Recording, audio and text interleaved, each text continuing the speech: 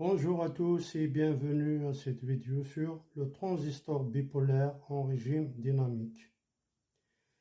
L'étude dynamique consiste au calcul du gain en tension, gain en courant, impédance d'entrée et impédance de sortie.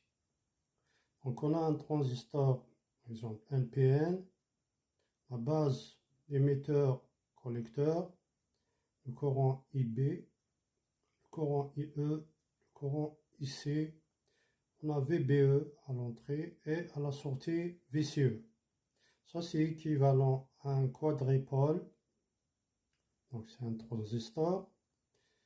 L'entrée courant IB, VBE et à la sortie on a VCE et il y a un courant IC qui vient ici par la sortie. Exemple 1, montage émetteur commun. Alors, les étapes à suivre dans le cas d'une étude en régime dynamique. Premièrement, le transistor est remplacé par son schéma équivalent en dynamique. Deuxième étape, les condensateurs de liaison sont remplacés par des courts-circuits.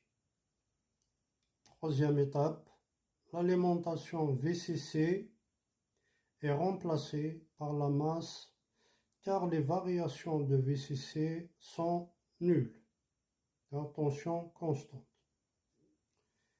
Donc, on a ce schéma émetteur commun, donc on a le transistor, on a la résistance R1 et on a la résistance R2.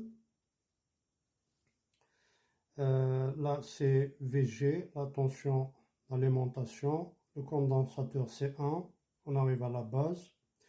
Et là, on a la résistance RC et l'émetteur est connecté à la masse. Donc, c'est pour ça qu'on l'appelle émetteur commun. Et là, on a l'alimentation VCC en continu. Donc, c'est une tension constante. C'est pour cela qu'on remplace cette source de tension par la masse lors de l'étude en régime dynamique. Donc, on passe maintenant au schéma dynamique. Donc, pour le schéma équivalent au régime dynamique, donc on passe par la source. Donc, on a VG la source. On arrive là au condensateur C1. Donc, c'est équivalent à un court-circuit. C'est un fil ici. Ensuite, on arrive à la base. À la base, on voit R1, R2 et sont en parallèle. Et on appelle ça par RB.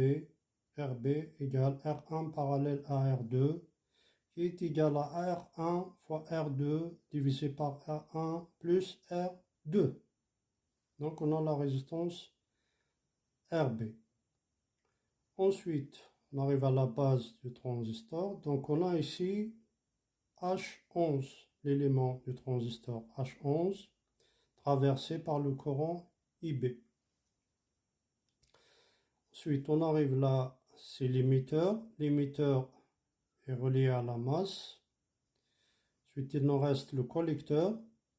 Donc, le collecteur, on est là. Donc, il y a la résistance RC qui est reliée à VCC. Et comme VCC, c'est la masse, donc RC est relié à la masse.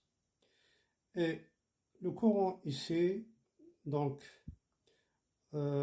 c'est le générateur de courant qu'on va appeler H21 IB. Voilà, et là, la sortie, c'est VS. Là, c'est VE. Là, la sortie, c'est VS. Alors, question A, détermination du gain en tension. Donc, si on veut calculer le gain en tension de ce montage, donc, gain en tension, c'est AV. AV égale VS sur VE. Tension de sortie sur la tension d'entrée. Alors, pour VE,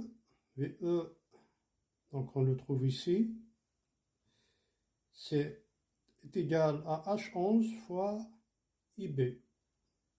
VS, donc c'est la tension de sortie, donc est égal à moins RC fois IC, parce que le courant IC donc, passe comme ça, donc la tension aux bornes de RC est dans le même sens que VS.